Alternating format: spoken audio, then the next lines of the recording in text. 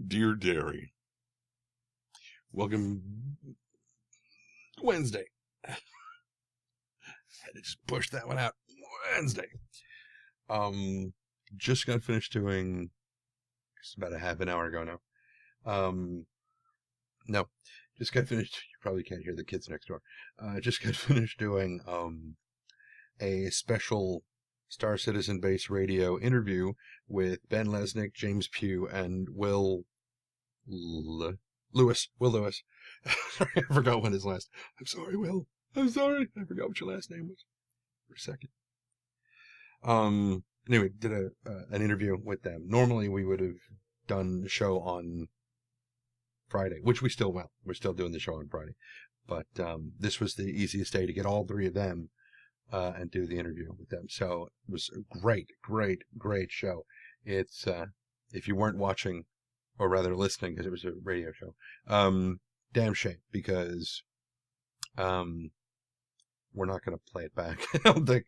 I mean, it's just, we don't do that because apparently it's because of the music that Rico has the Canadian license to play the songs, but he can't replay them.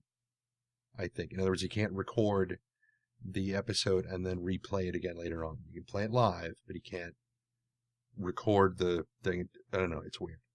It's probably a Canadian thing, which there are many Canadian things that I'm sure are quite fantastic.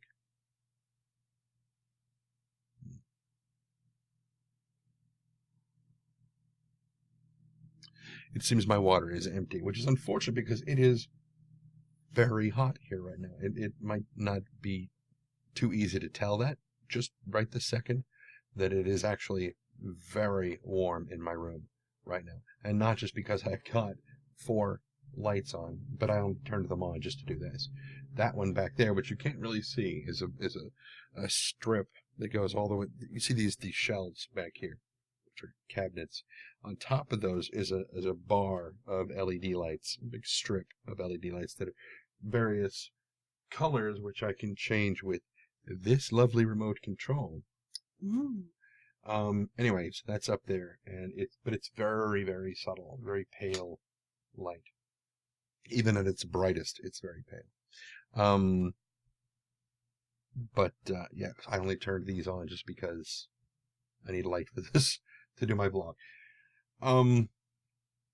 Anyway, it was warm yesterday, almost uncomfortably warm yesterday.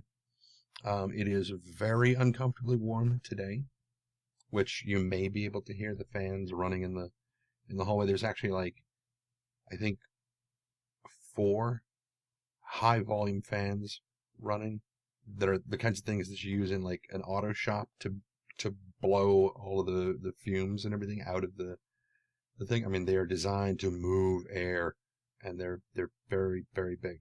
And basically, there's an air conditioning unit in the window in the refrigerator. There's an air conditioning unit in the window in the theater, the television room, which is on the other side of this wall.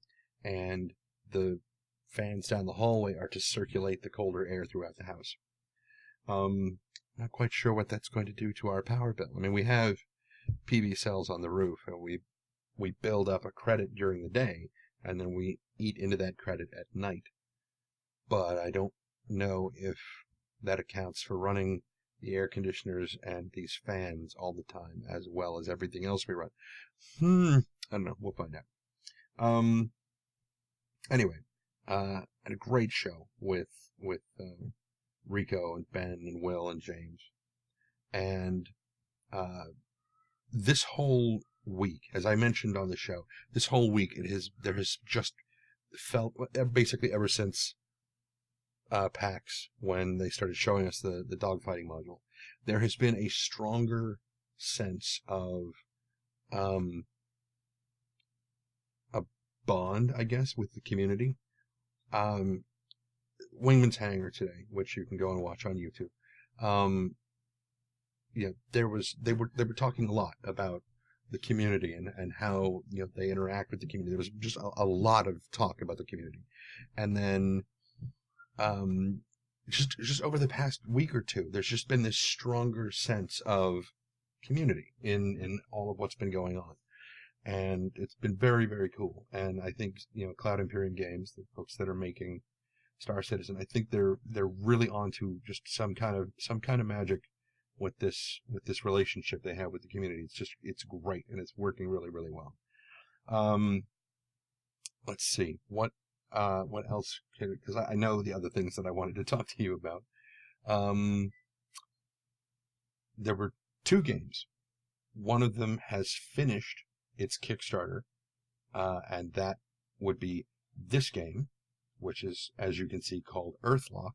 And I believe that Geekdomo did I think he did an interview with one of the developers, or a couple of the developers, I think it was Geekdomo, talking about this game and, what kind of gameplay it is and what it does.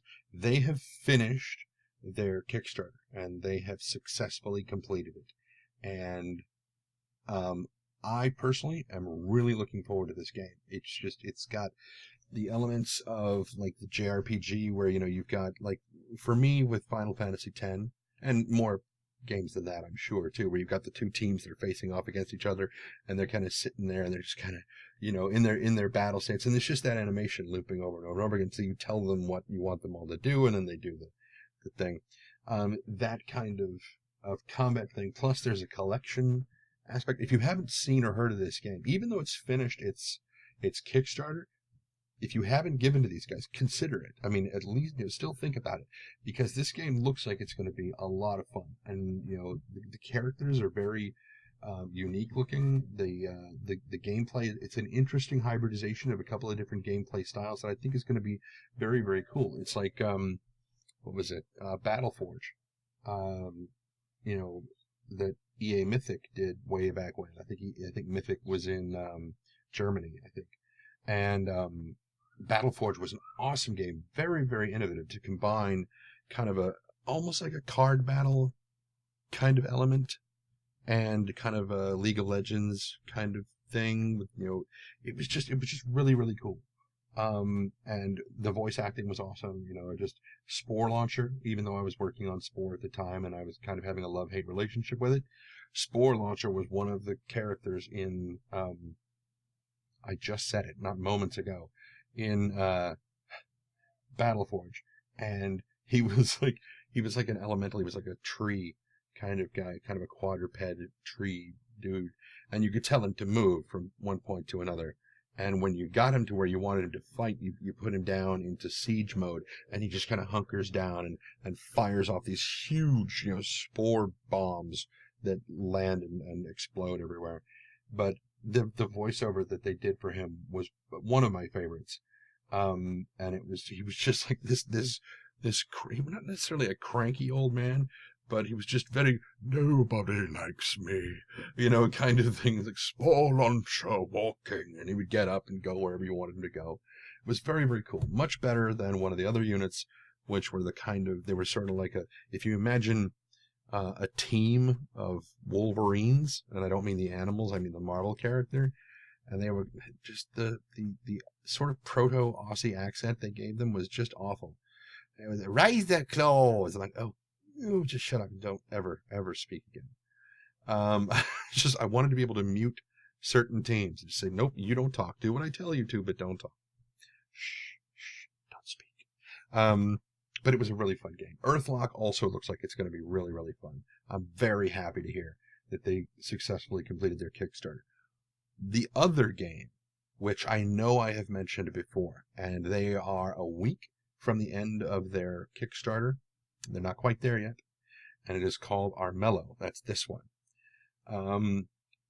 It's got kind of the hex table aspect from like Catan or I guess Carcassonne doesn't really have a hex thing, but very Catan kind of layout, the way it works, or at least the way it looks. And then lots of, of course it's got, the anthropomorphic characters, which is very near and dear to my heart. The characters look like they've been very well thought out, and it looks like the story, I'm not real clear on exactly what the story is, but it looks like it's going to be very, very compelling. A lot of my friends who are artists, I've shown them the video for this thing, and they're to a person, they're all like, holy crap, that's really, really good. I'm like, I know, and that's just the art. I mean, if the game is half as good as the art is, it's going to kick ass. Anyway, they have got 7 days left on their Kickstarter. So if you haven't already donated to them, this is another one that I am definitely going to. Actually, I may already have donated to that one because I heard about it a long time ago, and I'm pretty sure I donated back then. But if I haven't, maybe it was Earthlock no, I didn't donate to Earthlock, but I did donate to Armello. So, definitely, give this game a very close look and really dig into it. And again, it's the sort of thing where the developers are pretty good. If people have questions like, well, I'm thinking about, giving to the Kickstarter, but I'm just a little curious about this. Present them with your questions. I mean, they love hearing, feedback from the fans, even if you're not a fan yet or whatever. I mean, just love it. Good stuff. All right. So we are closing in on 11 and a half minutes. And the only other thing that I have that I can think of that I wanted to say was, given that this is going up on the 30th and 30 days have September, April, June, and November, this is the last day of the month, so I will tell you all Happy New Month, and I will see you guys in May, the 1st of May. 1st of May, very, very important Jonathan Colton song. If you have never heard that song by Jonathan Colton, the 1st of May, go and listen to it. Show it to everyone in your life that you would willfully talk to about sex. Just say. So yeah, I will talk to you guys later on, and until next time, be careless.